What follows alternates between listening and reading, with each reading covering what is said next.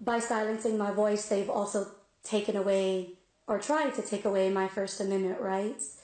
And tonight, the teacher arrested at the Vermilion Parish School Board meeting this week and the superintendent are commenting for the first time about that controversial arrest. In a video posted on the Louisiana Association of Educators Facebook page, Daisha Hargrave says she hopes her arrest will help others be a voice in their communities. Superintendent Jerome Pio is standing by the officer, saying what happened at that meeting was justified. Justice Henderson starts our team coverage in Abbeville with more from the superintendent tonight. Justice. Jim, Pio said shortly after the meeting, he and his family started receiving death threats from across the country. But not only that, phone calls and emails started rolling in, threatening him and his staff members as well. Pio showed me thousands of emails today where people were calling him racist, wishing death upon his family and his staff members. He says that all threats are being reported to the Abbeville Police and the FBI. In the days following the arrest, the school board office locked its doors and put a note on the door advising the public of their safety concerns. Immediately the next morning started receiving phone calls and emails. Originally it was just directed towards me, but then the secretary and our receptionist started answering the phone. Very vulgar language, and then very direct threats about, I hope y'all all die. Pio says that he supports the rally that is taking place tomorrow, and he supports his educators standing behind Daisha Hargrave. In Abbeville, Justice Henderson, KETC TV3. And speaking of that rally happening tomorrow, it's being held by the Louisiana and Vermilion Association of Educators in Abbeville. The event will take place in Magdalen Square at 3:45. All are invited to attend. Educators in Vermilion Parish are being encouraged to wear black. This Vermilion Parish arrest also getting the attention of Governor Edwards. And I know there's going to be an investigation, but that was terribly unfortunate, and it should not have happened, and it casts a negative light on our state, and you know, it's very regrettable.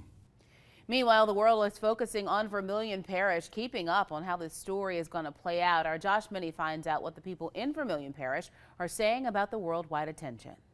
Vermilion Parish leatherworker Alexandra Warren says national media is great if it means sparking change regardless of opinion. If we let this go unnoticed in small areas, you know, there's no room for progress.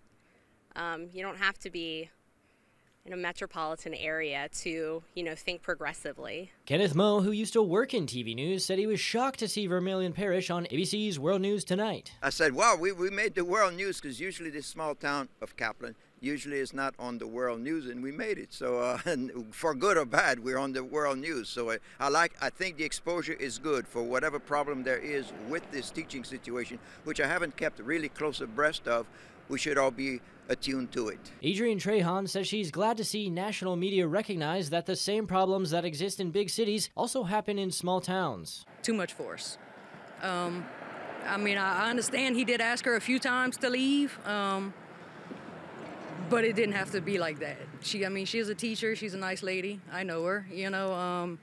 And like I said, we can't tell if she was pushed or if she fell, but it did seem a little excessive to me. Wade East says he cares most about the children and hopes the school board's newfound attention brings better education for future generations. The media attention will bring it to the legislature in Baton Rouge, and maybe laws will be changed, maybe things that were neglected now may be looked at.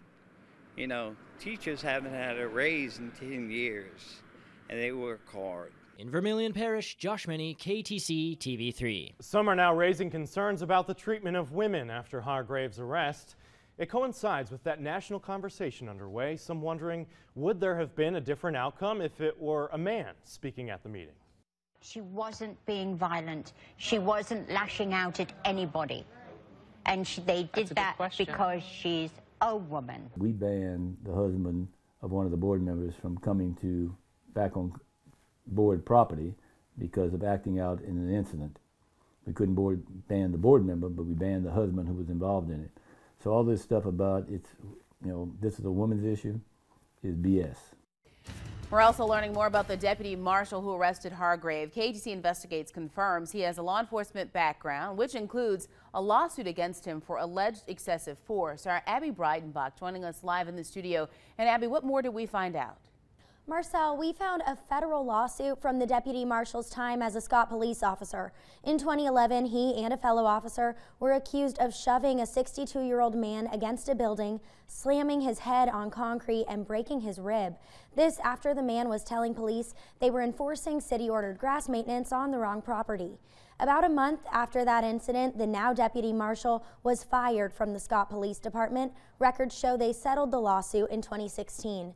We also confirmed before all of this happened, he had a brief stint at the Breaux Bridge Police Department. Live in the newsroom, Abby Breidenbach, KATC TV3.